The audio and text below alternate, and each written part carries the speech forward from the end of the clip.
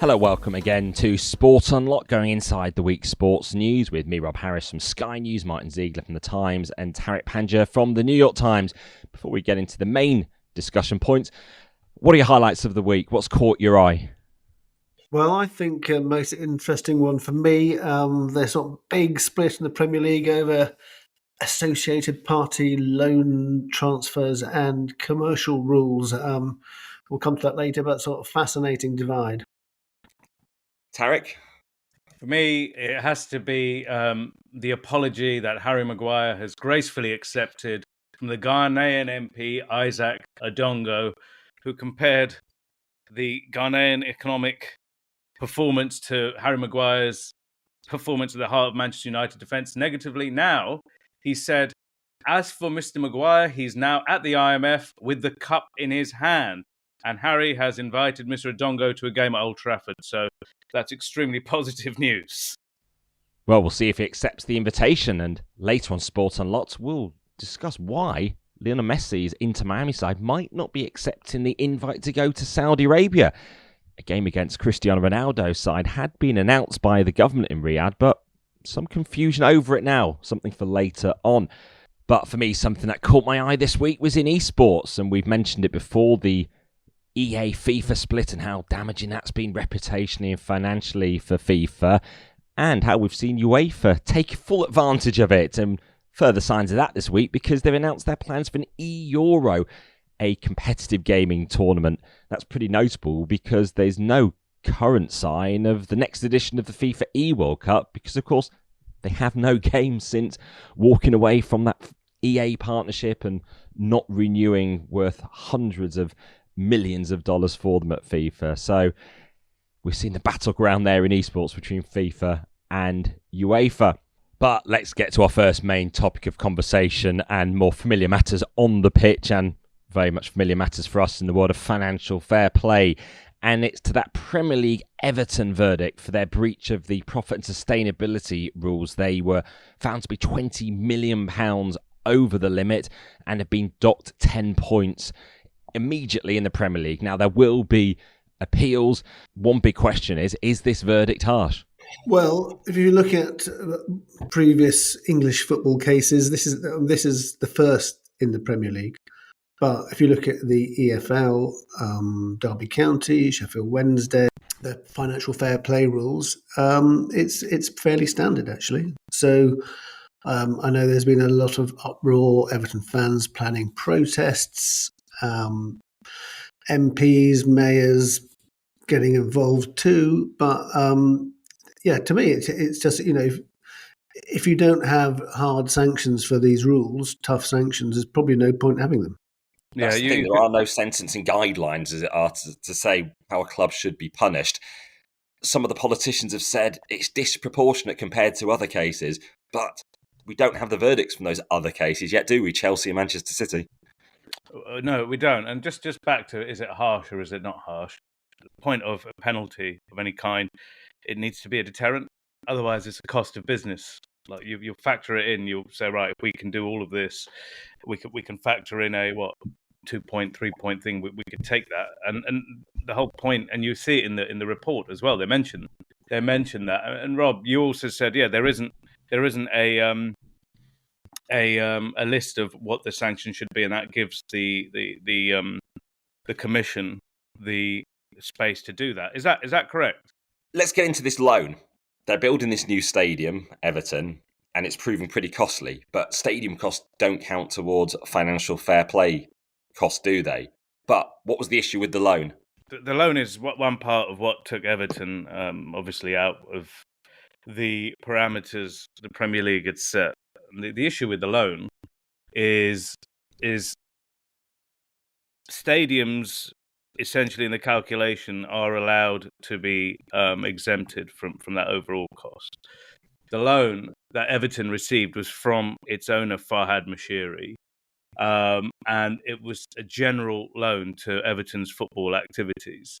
That it then used some of that loan for the stadium was not counted by the Premier League. It said Everton could use this for its general purposes, decided to do this, and that's why it was counted. Now, look, I'm not an accountant or a member of the commission, etc., but Everton and the Premier League were fully aware of what this financing is for and how these numbers should be tabulated. And let's not forget, the Premier League allowed Everton, which made a loss of nearly, I think, off the top of my head, about 340 million over those 3 seasons at the top. So they're already allowed Everton, I guess, to chop a couple of £100 million away from its total losses in order to fit this.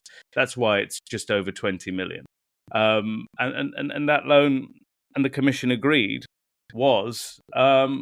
should be counted. Now, look, you then get on social media and everyone else saying, look, the Premier League has an agenda, the commissioners have an agenda, things like that. But that's always going to happen because of the nature of football. Guys, do you think there should have been a press conference or something, just so we're not groping in the dark about all the minutiae, whether you can actually ask someone questions like we did when Russia were banned from the Olympics? So someone at the Premier League or the commission or whoever can answer these questions.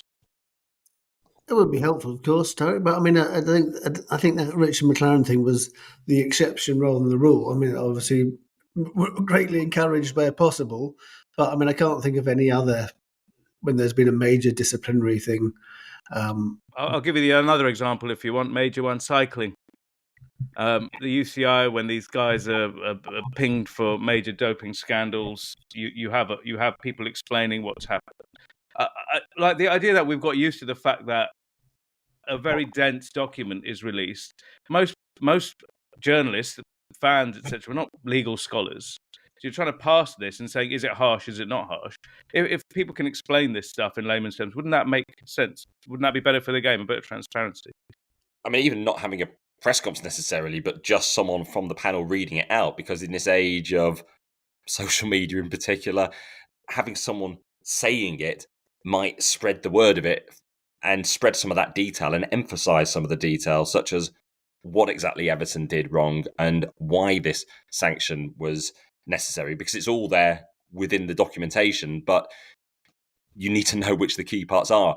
And we've seen, even with some columnists, you can pick and choose and frame an argument more supportive, perhaps, of the club by cherry-picking different parts of the verdict. No, for sure. I mean, Swiss Ramble, the sort of financial blogger, done a good analysis of the whole Everton issue today. And he points out, I mean, actually, Everton they actually admitted belatedly that they breached the rules. They disputed how much they breached it by, but they did admit that they breached it. And he says, given the allowable losses and the allowable deductions that the Premier League made, and he says the Premier League were actually very generous to Everton. That actually he says that the club's leadership is to blame, and they've made some absolutely huge losses, something like 5 of the top 11 losses have ever been in the Premier League. I mean, he does question. I suppose the issue is, if you impose points deductions, does that hit the fans, and should that hit the fans? But I don't really. I mean, the only other option is to sort of ban the directors or from running the club, which is an interesting one. That would be an alternative approach, but whether anyone would actually agree to that taking place instead of points deductions, I doubt. The question is how close to the edge they should have operated things once they knew they were in potential breach, and they were in open conversations with the Premier League. Perhaps they needed to accelerate the sale of players, even if it did deplete the squad, to ensure they were in compliance. Yeah, Martyn, the Swiss Ramble point's correct as well, right? Can we just take a breath for 1 second here? It's not Everton. The idea that you're just 20 million, they've overspent by 20 million. You shouldn't get anywhere near that, really. The Premier League's FFP, if you want, I know they've got a different term for it, is extremely generous. It's £105 million, I think, of losses over 3 seasons. That is a fat amount of money to be losing over that time. And it gives you all of this leeway. And like I said, Everton was, if you count all the things that the Premier League allowable losses, you're north of 300 million. Now, if I'm a fan, I don't want my club to be run like that anyway. because forget the Premier League losses, you're risking bankruptcy when you're running businesses that are so cash flow negative, or so covered in red ink, balance sheets covered in red ink. 300 million over 3 years. That's a lot of money. And so at risk if they were to be relegated, as they came close to being. I mean, one thing we see in this case is there is a degree of cooperation, but there were other elements where they didn't think they'll fully open with the Premier League. So how does that compare to the other big cases around? Chelsea, the past ownership did not come clean on what they're now being investigated for. The current Todd Bowley Clearlake ownership seemingly is on the various transfer payments and transactions that we talked about in last week's pod. And then when it comes to Manchester City, well, that's a very different case. It's very complex, involving a lot of documentation, which in some cases Manchester City claimed was illegally obtained. And that is the 115 charges case, which a lot of people are asking when it will come to a conclusion.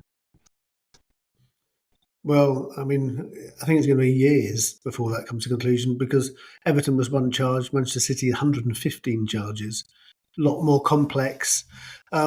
We know that Manchester City were fined by UEFA for not complying with its investigation. So we would be interesting to see just how much compliance has been with the Premier League investigation. I know there were sort of suggestions in the High Court case that the judge said that they were sort of challenging every legal point possible a couple of years ago during the investigation. Chelsea, I think they were almost like legally obliged to report these transactions when they took over the club, and they discovered them during the due diligence process. They absolutely are complying wherever possible, I think, Chelsea, with the Premier League, the new ownership. Manchester City do insist they've got evidence to be able to challenge the Premier League's charges, which of course relate to potentially inflated commercial deals linked back to Abu Dhabi, as well as payments to managers as well, and various other sort of side deals they're accused of, but they do deny wrongdoing, insist they can take on that case whenever it does finish. The other big thing at the Premier League, so they were perhaps at one point expected to approve this agreement, which would ensure that clubs couldn't sign players on loan from related parties. Much of a focus particularly on Newcastle United, whether or not they could sign players on loan from clubs also owned by the Public Investment Fund of Saudi Arabia in the Pro League. But then it didn't go through by just one vote. What happened with the vote? Who voted on effectively Newcastle's side? Well, so there were actually two votes around this associated party issues. One was toughening up the sort of commercial rules, because there are already rules in place saying that they have to be of fair market value, any commercial deals. Those were being made even tougher. That failed by a single vote. 7 clubs voted against, which was enough to block it. 13 in favour, and then the temporary ban on taking players from associated clubs on loan in January, that was defeated 12-8. 8 clubs voted against it. Some interesting people, clubs who Everton voted, they were amongst those who voted against it, probably, almost certainly, because there's this proposed takeover by 777, who own a lot of clubs.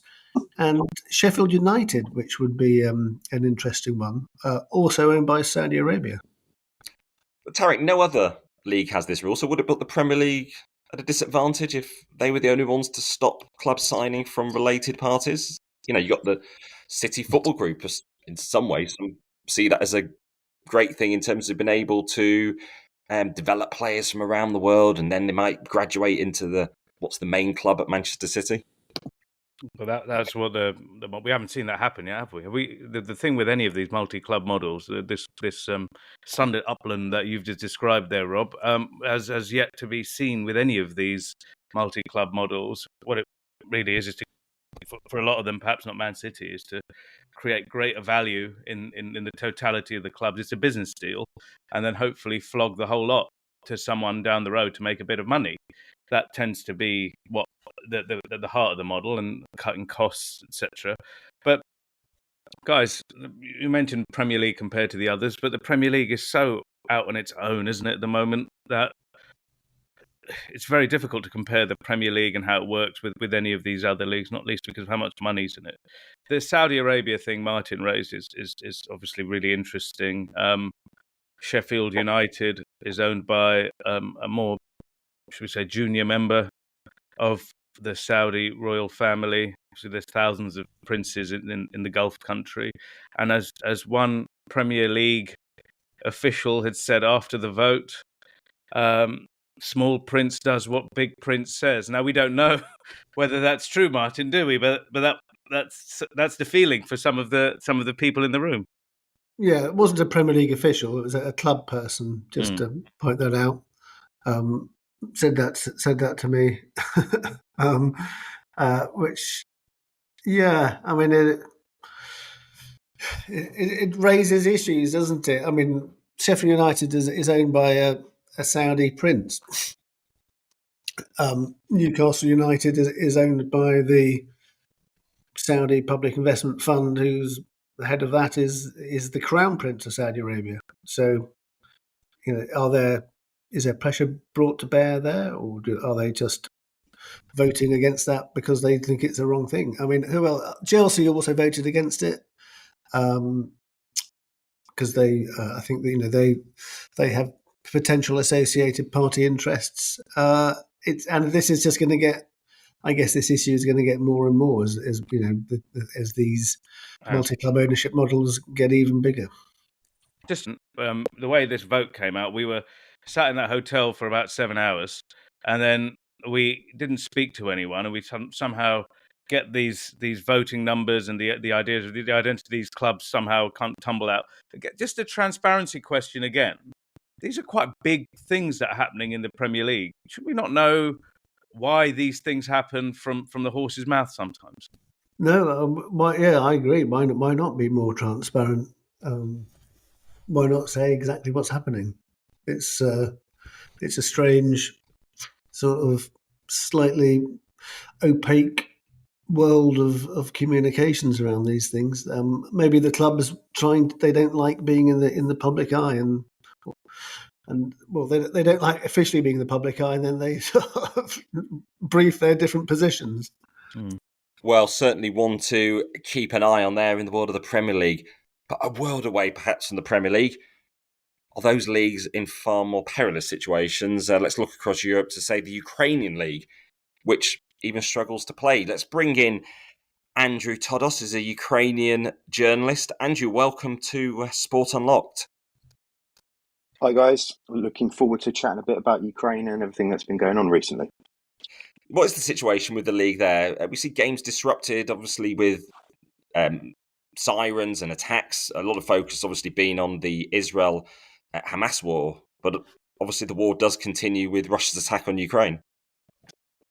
Yeah, absolutely. So it's been going on since August 2022. The 22-23 season went with obviously interruptions such due to air raids and things like that, but ultimately was completed without any serious problems in terms of any deaths or damage during matches. And the new season has started as well. So that's going on now, coming up to its winter break in about 3 weeks' time, and then should hopefully resume without issue in the spring.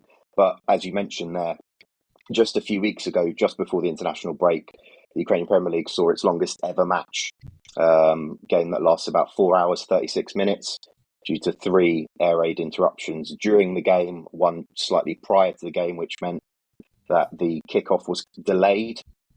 And during one of those delays, there was actually a VAR decision that was sort of mid-flow, and people didn't actually find out the actual result of that decision until an hour and 2 minutes later. So maybe people in the Prem, etc., can slightly find it a bit easier to deal with 5 to 10 minute delays or however long it takes.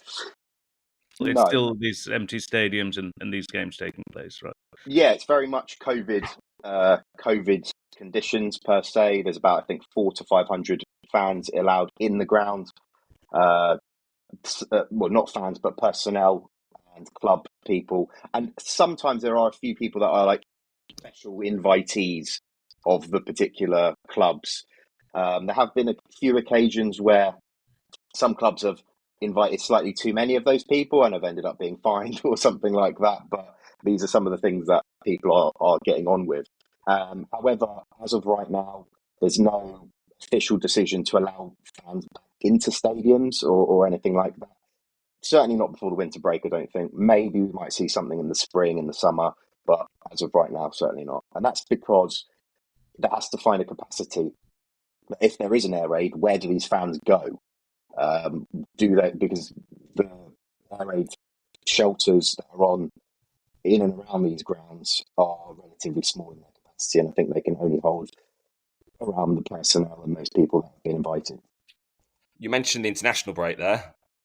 A picture of you did seem to go around social media quite a bit. Why were you holding up a UEFA Mafia sign at the Ukraine game against Italy? Well, I think in the build-up to the Ukraine-Italy game, there was quite a lot of controversy as a result of Aleksander Čeferin's comments, the UEFA president, where he said, I quote, Italy must qualify for Euro 2024, otherwise it will be a disaster.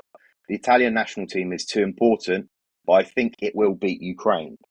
And I mean, if someone said this on the off, in an off-cuff remark or something like that, I guess that's not too problematic. But when it's the president of UEFA, a few weeks before a key game that sees Ukraine or Italy qualify, depending on the result, then, you start looking into this slightly more. That was a quote that he gave to La Pressa, I think, Italian media, but there isn't actually any clarification of where he said it or when he said it. So it might have been an off the books sort of conversation or something like that. But still, it's out there in the open. And Sergei Rebrov was asked about it in the press conference prior to the game. He said that it's something we try not to focus on because it's sort of in the media and all this kind of stuff. But he did mention that it sort of made his players a bit more angry and a bit more motivated.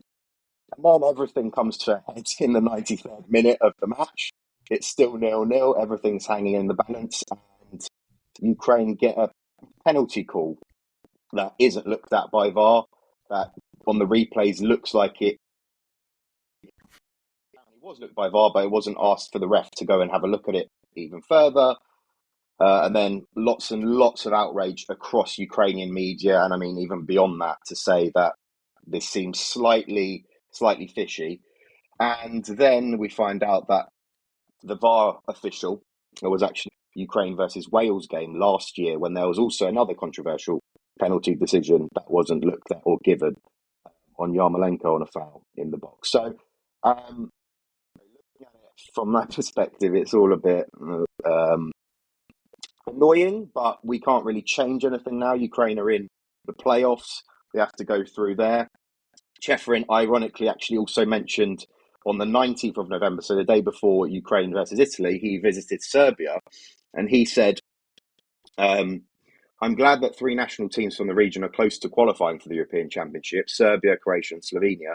I would like Bosnia and Herzegovina and North Macedonia to qualify as well, but they have no chance. Bosnia has a playoff, but how they're playing at the moment, I would certainly like for as many selections from the region, the Balkans, as possible to qualify for the European Championship. Yes, that's less explicit in its obviously or any kind of sinister side of things, but the fact that Ukraine have now got Bosnia in the playoffs, it's just like, that's called, how could you line this all up? So that sort of made its way around Ukrainian media yesterday as well, and I'm sure that it'll be in the months closer to the playoffs next year. Yeah, I'm looking at it from an outside thing. I saw that penalty claim. I personally didn't think it was necessarily a penalty. I thought he held himself down a bit too easily. But this thing about Čeferin saying things about, it's a disaster if Italy don't qualify. He uses that word disaster a lot, doesn't he? And I guess if you're talking about Italy and the fact that they didn't, didn't qualify for, is it one World Cup, 2 World Cups? I can't even remember. Two World Cups. 2 World Cups. They're the holders of the Euros. It is a disaster if they don't qualify. But it is, and also he's a politician, isn't he? And like you said, you go around, you kind of you say what the person or country that you're talking to is hoping to hear. I don't think he was expecting to be particularly controversial. He'd probably say to all 54 nations, I can't wait for Gibraltar to get to the Euros as well, because that's what you do, right? But I guess it's taken in different ways and by different people. That's exactly it. It's the optics in some way that perhaps, there's no sense of conspiracies, or we know there's always bad refereeing decisions that people debate, rather than necessarily some big thing that's led to an order that Italy must qualify. But it's the impression it gives, isn't it, by those clumsy comments that then feed, obviously, that frustration and the sense, is there something at play here? And perhaps, particularly what we see around is he's not really said that much in recent months, Čeferin, and some of his times facing the media then are what perhaps are seemingly innocuous comments about football and pure qualifying matters rather than sports politics. And they're the things that actually land him with issues because, just trying to say maybe for his sense the right thing to a domestic audience in that country, it creates annoyance across other parts of Europe. Tariq, something you've particularly felt about Čeferin's limited availability? Not just Čeferin, all of them. I was talking about Gianni Infantino after the last FIFA Council, the 2030 and 34 World Cup.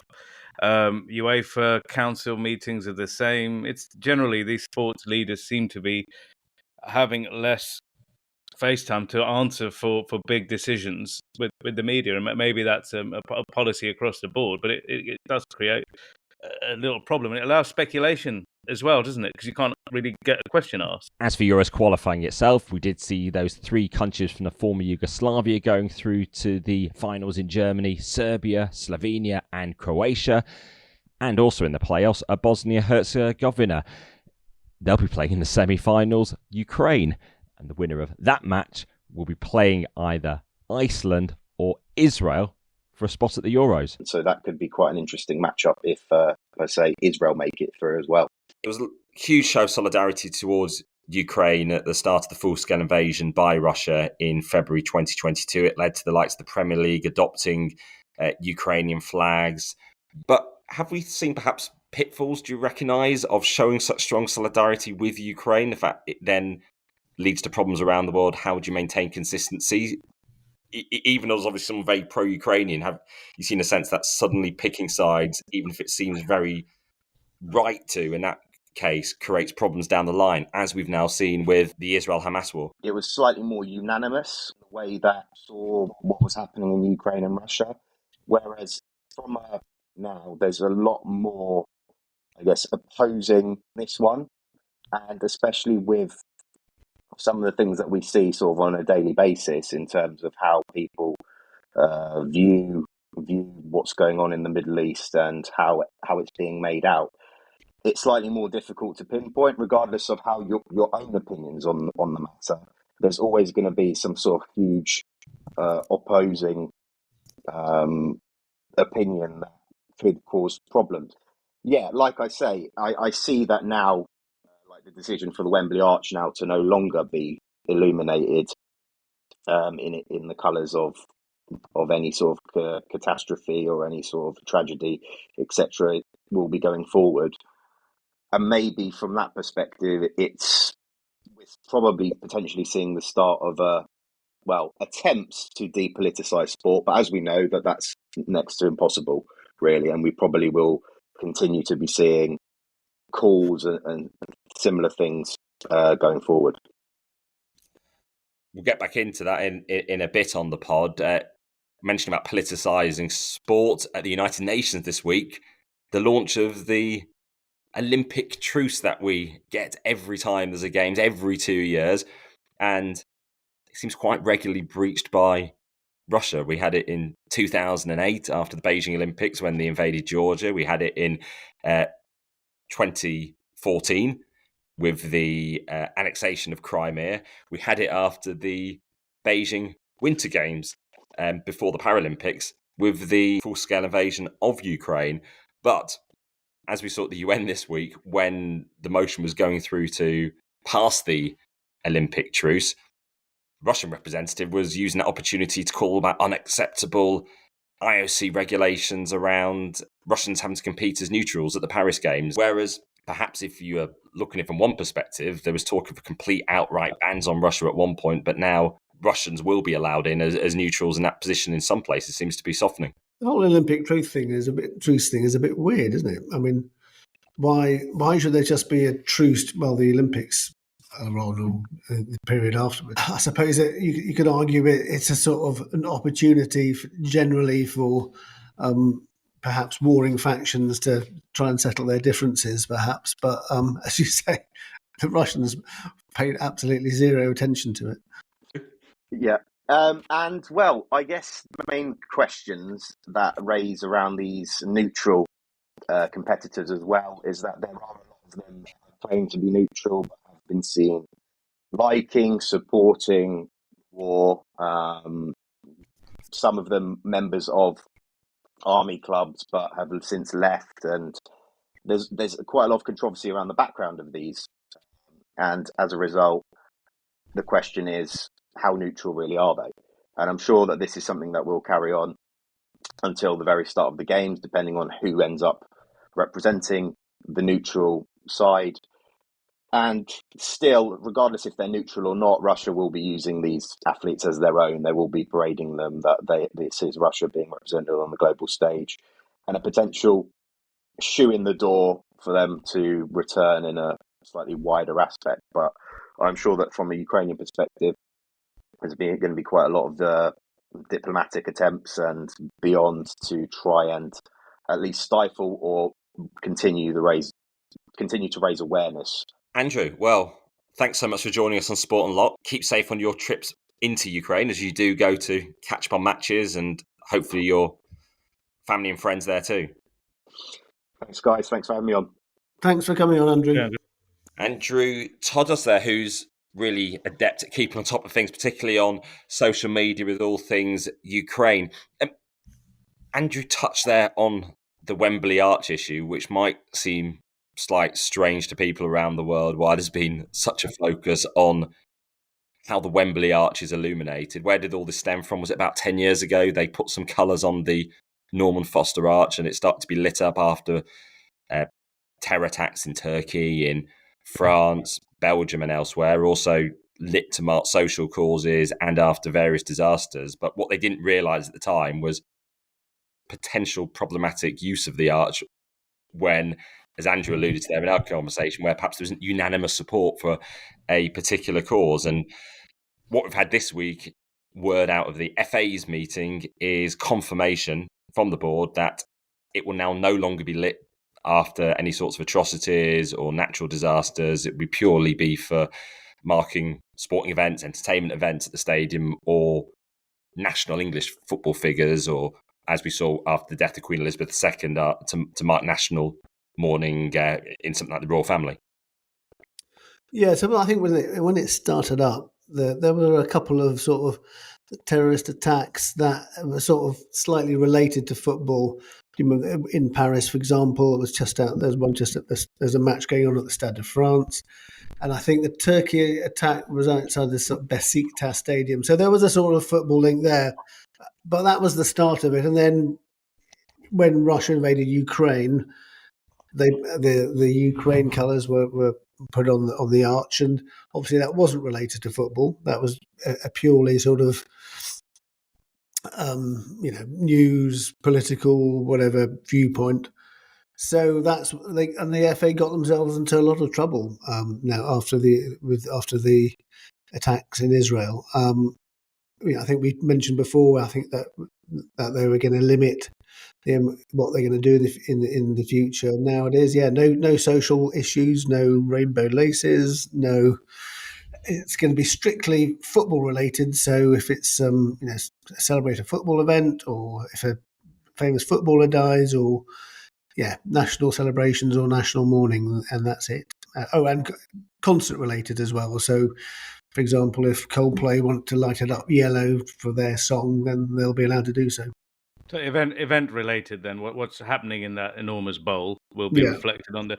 I heard David Bernstein, the former FA chairman on the radio the other day, and he was very critical in the aftermath of the initial, I think, Rob, the refusal to put the flag of Israel on the arch, and he said it's a great decision. He kind of backed the decision that to do what they've done, and you can see why, given what the controversy we've just discussed.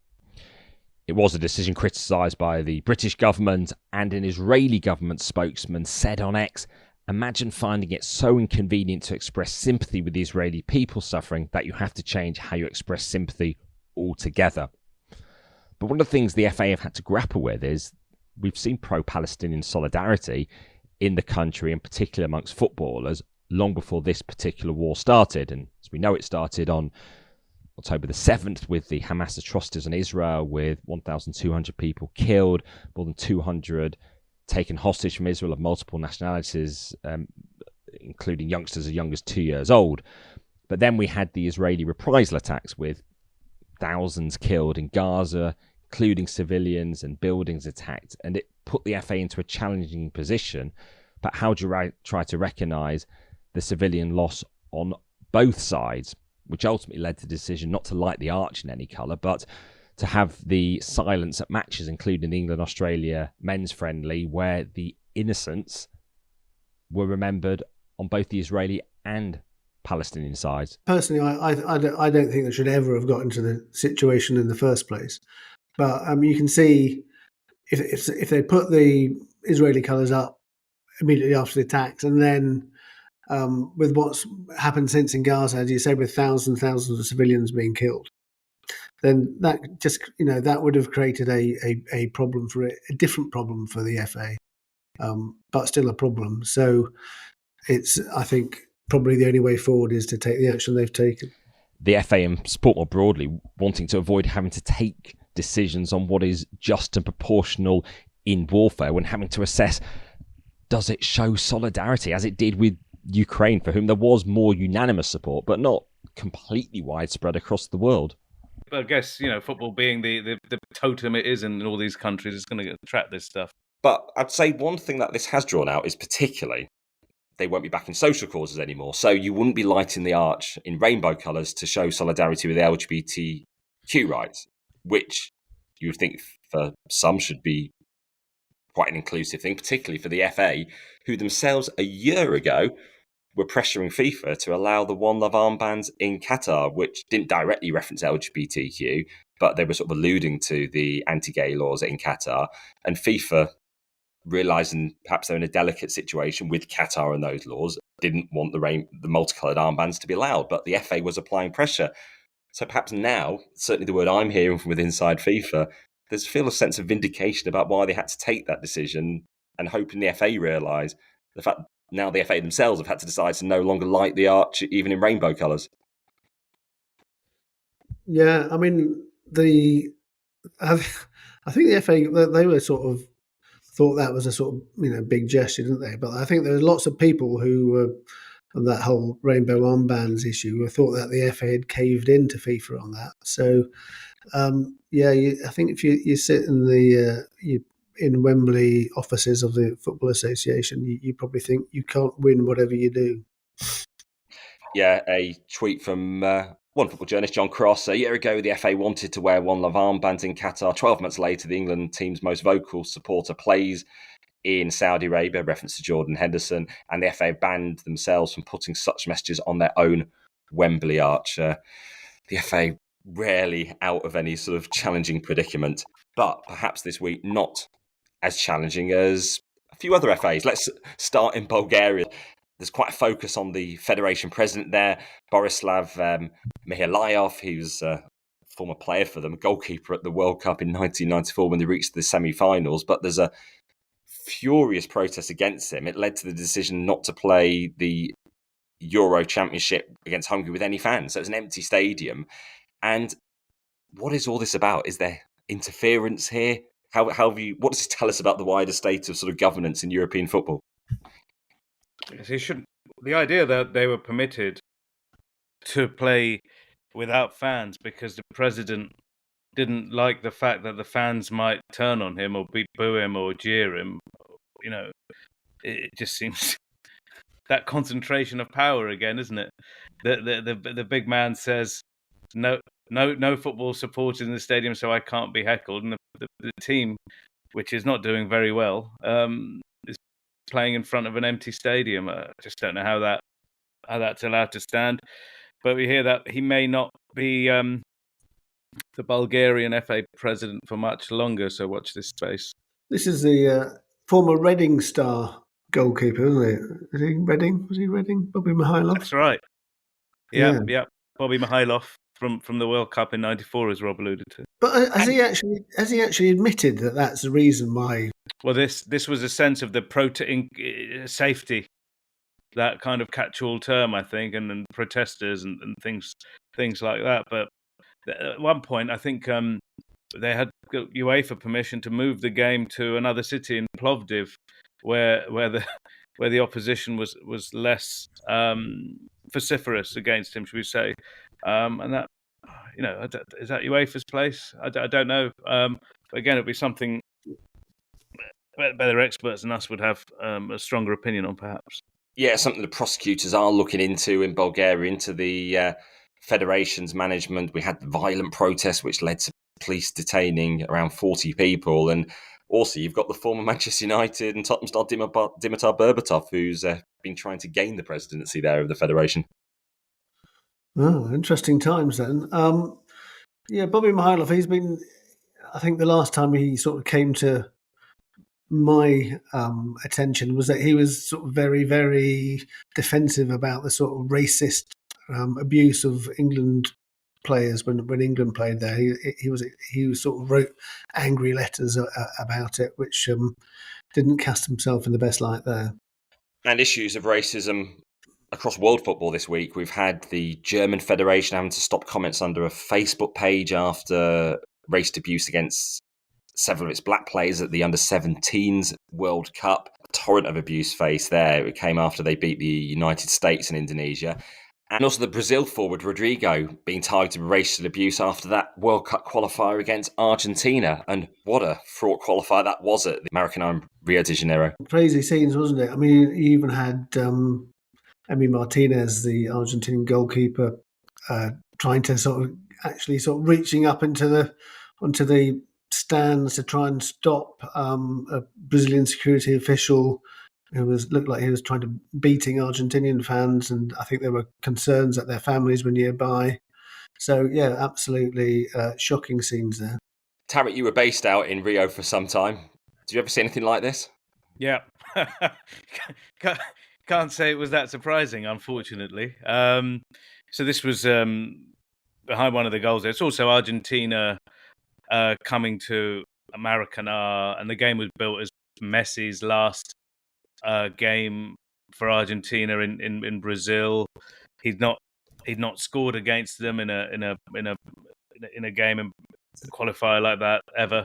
So full house, and the police in Brazil not afraid to get out the batons. And so I wish I could say I was surprised by what happened, but the game did take place, and Argentina managed to secure a 1-0 victory, and we move on. I think Messi didn't get his goal, unfortunately for him. And as we move on from that, one big question perhaps: will Saudi Arabian football fans be getting to see Messi score any goals in the coming months? It looked like he was going to be heading to Saudi Arabia in February to take on Cristiano Ronaldo's side. But what's happened to this match between Lionel Messi's Inter Miami and Ronaldo's Al Nassr? It was seemingly announced by the Saudis.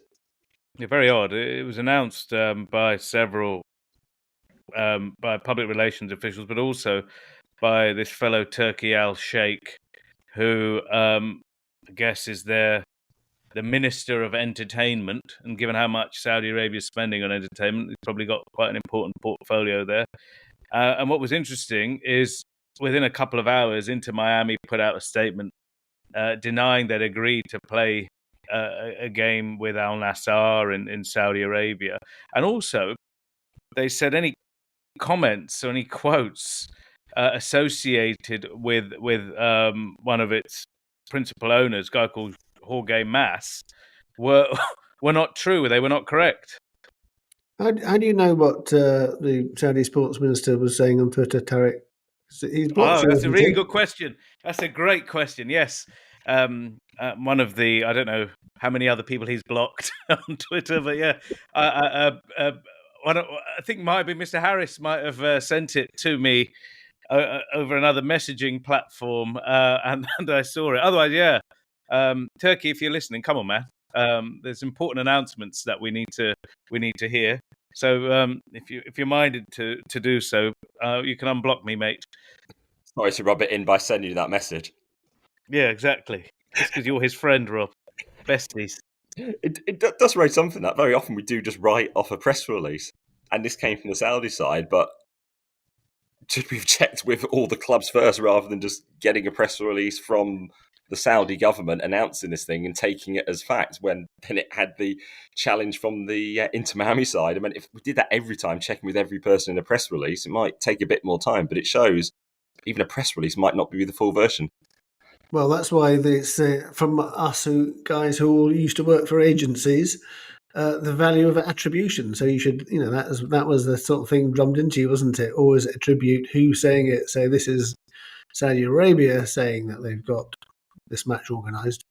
So and then if you attribute it like that, then you can then chase up and get reaction from the other people. It also allows you to back away if something doesn't turn out to be right, because you very clearly made clear it was being announced by one side. Yeah, exactly. Yeah. Well, let me ask you: do you think it will or won't happen? It will happen. Yeah, so I think so too. I think so too. It will happen, won't it? This might be a negotiation here, right? Another zero, maybe another inducement of some kind to make it happen. £500 to £5,000. Do you think? Yeah, well, just there. If everyone's listening, although Turkey Al-Sheikh might not be if you put a link to the pod on your X feed, Tariq, since of that unfair blocking. Yeah, exactly. Come on, But if he wants to, he can message @SportOnLock on Twitter, X, Facebook, and Instagram to send his thoughts. Anyone can send their thoughts. And thank you, everyone, for listening. Thank you for Andrew for joining us earlier on too with that Ukrainian perspective. But for now, goodbye.